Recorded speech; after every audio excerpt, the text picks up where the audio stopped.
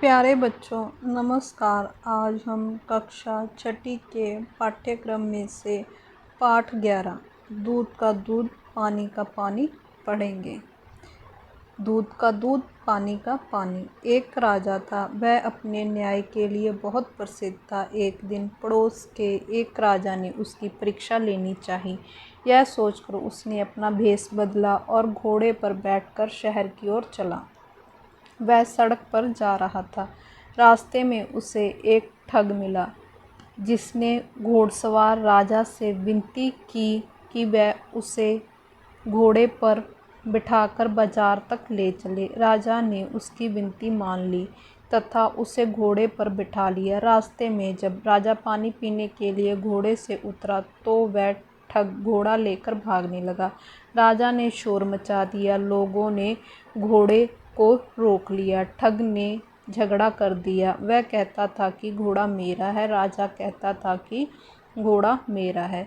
दोनों को न्याय के लिए राज दरबार में ले जाया गया। यहाँ दो मुकदमे और चल रहे थे जिन्हें राजा सुन रहा था।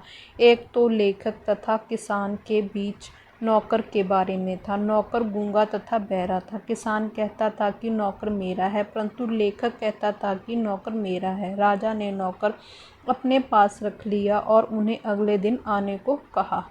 दूसरा झगड़ा था एक तेल वाले तथा एक किसाई के बीच। तेली कहता था कि पैसे मेरे हैं। राजा ने पैसे अपने पास रख लिए और दोनों से कहा कि अगले दिन आना। अब ठग और घोड़सवार राजा की बारी थी। उनका झगड़ा सुनकर राजा ने उनसे भी यही कहा कि घोड़ा यहाँ छोड़ जाओ और अगले दिन आना। अगले दिन जब दरबार लगा तो राजा ने पहले मुकदमे का फैसला सुनाया और अपने सिपाही से कहा कि यह नौकर लेखक का है, उसे सौंप दो। किसान को 50 चाबुक लगाने का दंड दिया गया। दूसरे मुकदमे में राजा ने आज्ञा दी कि ये पैसे कसाई को दे दो और तेली को चाबुक लगाओ। अब भारी थी घोड़सवार राजा तथा ठग के फैसले की। राजा ने घोड़े को पहले ही अस्तबल में बांध दिया था।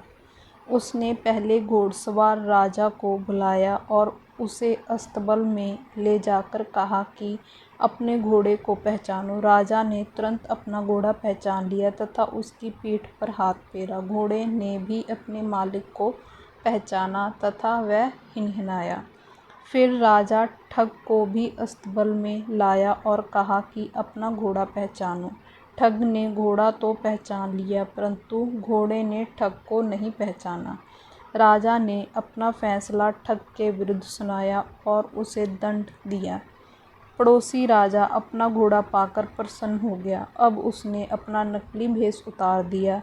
वह राजा की बुद्धिमानी पर बहुत खुश हुआ। राजा ने पड़ोसी राजा का आदर सत्कार किया।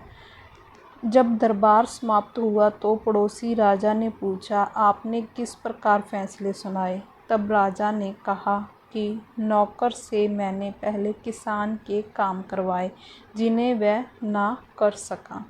फिर मैंने लेखक के काम करवाए। जैसे स्याही की दवात मांगी तो उसने बड़ी फुर्ती के साथ स्याही की दवात ला कर दी। इससे मैंने अपना फैसला सुनाया। तेली और किसाई के झगड़े को निपटाने के लिए मैंने पैसों को पानी से भरी बाल्टी में डाला तो देखा कि तेल के कण पानी पर नहीं तैर रहे, अतः पैसे तेल वाले की मुट्ठी के नहीं हैं। पड़ोसी राजा ये बातें सुनकर बहुत प्रसन्न हुआ। उसने भी बुद्धि से न्याय करने का संकल्प लिया। धन्यवाद।